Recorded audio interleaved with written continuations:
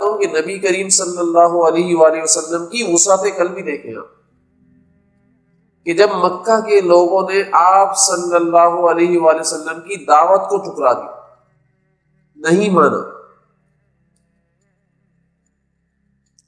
تو آپ صلی اللہ علیہ وسلم نے فیصلہ کیا دعوت دینے کا طائف کے اندر، کہ بھئی وہاں جا کر دعوت دی جائے۔ اور مکہ سے طائف 80 کلومیٹر دور کے فاصلے پر ہے، اور آپ صلی اللہ علیہ وسلم پیدل گئے، پیدل گئے، اور کسی ساتھی کو بھی ساتھ نہیں دیا، اکیلے گئے۔ حالانکہ اس وقت ابو بکر صدیق رضی اللہ تعالیٰ عنہ بھی اسلام کے اندر داخل تھے، حضرت علی رضی اللہ تعالیٰ عنہ بھی اسلام کے اندر داخل تھے، بڑے بڑے صحابہ کرام اسلام کے اندر داخل تھے، لیکن کسی کو لے کر نہیں گئے، اکیلے گئے۔ اور دعوت دینے کے لیے 3 بڑے سرداروں کا انتخاب کیا۔ جب وہاں طائف کے اندر پہنچے ہیں، عرب کی گھٹی کے اندر مہمان نوازی ہے، جب آپ صلی اللہ علیہ وآلہ وسلم طائف کے مقام پر پہنچے اور دعوت دیے سرداروں کو، تو سارے سرداروں نے انکار کر دیا، اور مہمان نوازی جو گھٹی تھی ان کی، وہ مہمان نوازی بھی نہیں کی،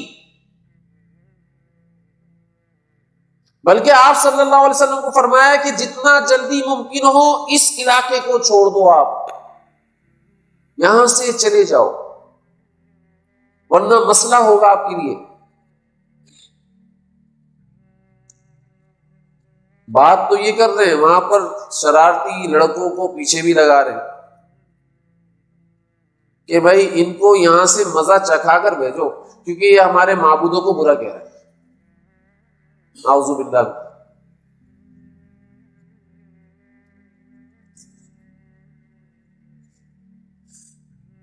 جب آپ صلی اللہ علیہ وسلم وہاں سے واپسی کا سفر کرنے لگے تو کچھ لڑکے پیچھے لگ گئے، اور انہوں نے آپ صلی اللہ علیہ وسلم کو پتھروں کی بارش کی ان کے اوپر، جس سے آپ صلی اللہ علیہ وسلم لہو لہان ہو گئے، خون مبارک بہنے لگا، اور جو پاؤں مبارک تھے وہ بھی جم گئے۔ دیکھو سمجھنا بات، یہ دین کتنا قیمتی دین ہے جس پر آپ صلی اللہ علیہ وسلم کا لہو مبارک بہا۔ آپ صلی اللہ علیہ وسلم نے اپنے خون مبارک سے اس دین کو سینچا ہے، یہ سمجھ لینا، اس کی کتنی وقت ہو، کیا حیثیت ہو۔ پھر ایک یہودی کے باغ کے اندر پناہ لی،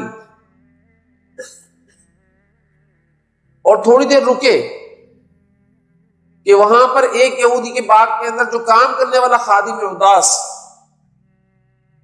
رضی اللہ تعالی عنہ، اس نے دیکھا آپ صلی اللہ علیہ وسلم کی حالت کو، تو اس نے اپنے مالک سے بولا بھائی میں اس کو کچھ انگوروں کا تحفہ دے دوں، یا اس مالک نے بولا جاؤ ان کی حالت مجھ سے دیکھی نہیں جا رہی، کچھ انگوروں کا تحفہ تو ان کے خدمت میں پیش کر دو تاکہ یہ انگور کھا کر کچھ اپنے اندر طاقت بحال کرے۔